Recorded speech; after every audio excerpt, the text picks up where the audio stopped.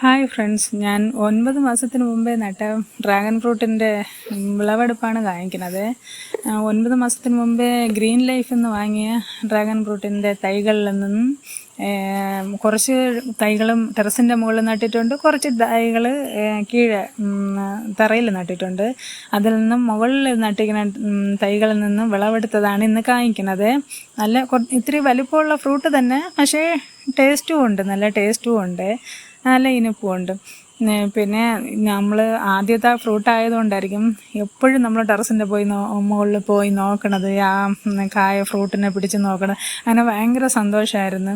ഇനിയുള്ള കായകൾ നമ്മൾ അങ്ങനെ നോക്കൂലായിരിക്കും, എന്നാലും ഫസ്റ്റ് ഫ്രൂട്ടിൻ്റെ കായ ഭയങ്കര സന്തോഷമായിരുന്നു. അത്യാവശ്യം വലിപ്പമൊക്കെ ഉണ്ട് കായ്. ഇനി നമ്മളിത് പെട്ടെന്ന് പറിക്കാൻ കാരണം അപ്പുറത്തെ ചേച്ചിയുടെ നമ്മൾ ഒരു വീട് പോലെയാണ് അപ്പുറത്തെ ചേച്ചിയുടെ, അവരെ വീട്ടുകാരും നമ്മൾ ബന്ധു തന്നെ.